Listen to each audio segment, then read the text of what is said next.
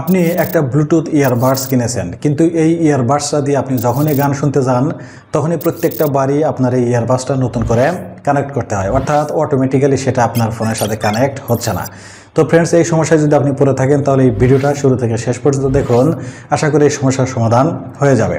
তো ফ্রেন্ডস, কীভাবে এই সমস্যাটার সমাধান করবেন চলুন আমি আপনাদের একে একে সবগুলা ক্লিয়ার করছি।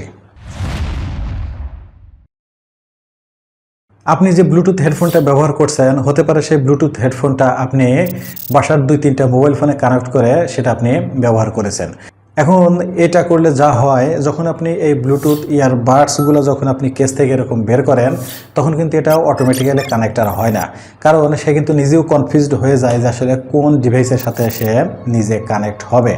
তাই আপনারা যেটা করবেন, এই ইয়ারবাডসটা যদি 2-3টা মোবাইল ফোনের সাথে যদি এটা কানেক্ট করা থাকে, অবশ্যই সেই মোবাইল ফোনগুলোতে ঢুকে সেটিংসে গিয়ে ব্লুটুথে গিয়ে সেগুলোকে আপনি এখান থেকে ফরগেট বা আনপেয়ার করে দিবেন। তারপর আপনি একটা মোবাইলের সাথে কানেক্ট করবেন এবং দেখবেন যে পরবর্তীতে আর এই সমস্যাটা হবে না। কিছু কিছু স্মার্টফোন আছে যে স্মার্টফোনগুলোতে কিন্তু ব্লুটুথের পাশে কিন্তু অটোমেটিক্যালি কানেক্ট নামে একটা অপশন আছে। আবার কিছু কিছু ব্লুটুথ হেডফোন আছে যেগুলো কানেক্ট করার আগে তাদের যে নির্ধারিত যে অ্যাপস থাকে সেটা কিন্তু আপনাকে আগে ডাউনলোড করে নিতে হয় সেটা কন্ট্রোল করার জন্য। এখন আপনি যে ব্লুটুথ ইয়ারবাডসটা ব্যবহার করছেন সেটার যদি আলাদা কোনো অ্যাপস থাকে তাহলে সেই অ্যাপসে ঢুকে এখানে দেখবেন যে অটোমেটিক্যালি কানেক্ট নামে একটা অপশন আছে, এটাকে কিন্তু আপনাকে অন করে দিতে হবে। এটা যদি অফ থাকে তাহলে কিন্তু সেটা কিন্তু বারবার আপনাকে কানেক্ট করতে হবে।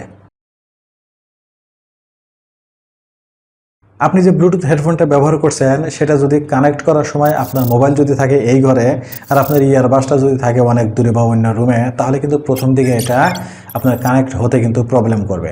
কারণ ব্লুটুথের যে কোম্পানিগুলো আছে তারা কিন্তু নিজেরাই বলেছে যখন আপনি ব্লুটুথ ইয়ারবাডস কানেক্ট করবেন অবশ্যই ব্লুটুথ ইয়ারবাডস এবং আপনার মোবাইল ফোনটা কিন্তু পাশাপাশি রাখতে হবে। যখন কানেক্ট হয়ে যাবে দেন আপনি দূরে যেতে পারেন। তো ফ্রেন্ডস, এই ট্রিক্সগুলো অ্যাপ্লাই করার পরে যদি এই সমস্যার সমাধান না হয় তাহলে আপনাদের এই ব্লুটুথের যে সেটিংসটা আছে সেটাকে আপনাকে রিসেট করে নিতে হবে। তো এই রিসেট করার জন্য আপনারা কী করবেন, আপনাদের মোবাইল ফোনের যে সেটিংস আছে সেই সেটিংসে চলে যাবেন। সেটিংসে আসার পর এখানে যে সার্চ অপশন আছে এই সার্চ অপশনে গিয়ে এখানে লিখে দিবেন রিসেট। এরপরে এখানে দেখবেন যে বেশ কয়েকটা অপশন কিন্তু আপনাদের সামনে আসবে। এখান থেকে দেখবেন যে reset wifi mobile networks and Bluetooth নামে যে অপশনটা আছে সেখানে একটা ট্যাপ করে দিবেন। তো যাই হোক, সেখানে ট্যাপ করার পরে কিন্তু যে এরকম একটা ইন্টারফেস আপনাদের সামনে আসবে। এখান থেকে কি করবেন যে নিচে দেখবেন যে রিসেট সেটিংস নামে একটা অপশন আছে, এখানে ট্যাপ করে দিবেন। এখানে ট্যাপ করার পর আপনার স্মার্টফোনে যে লকটা দেওয়া আছে সেই লকটা কিন্তু চাইবে, এখান থেকে সেই লকটা দিয়ে নেবেন। দেওয়ার পর এখানে কিন্তু আরেকটা অপশন আসবে যে রিসেট আসলে করবেন কিনা। এক পাশে লেখা আছে ক্যান্সেল আর এক পাশে লেখা আছে ওকে। এখান থেকে জাস্ট শুধু ওকেতে আপনি ট্যাপ করে দিবেন। এই ওকেতে ট্যাপ করার সাথে সাথে কিন্তু আপনার শুধুমাত্র ব্লুটুথের যে সেটিংসটা আছে সেটা কিন্তু রিসেট হয়ে যাবে। আর এটা রিসেট হয়ে গেলে আপনারা কি করবেন, নতুন করে এটা আবার কানেক্ট করবেন। তো ফ্রেন্ডস, সর্বশেষ যে কাজটা আপনারা করবেন সেটা হলো এই ব্লুটুথ ইয়ারবাডসটাকে আপনি ফ্যাক্টরি রিসেট দিবেন।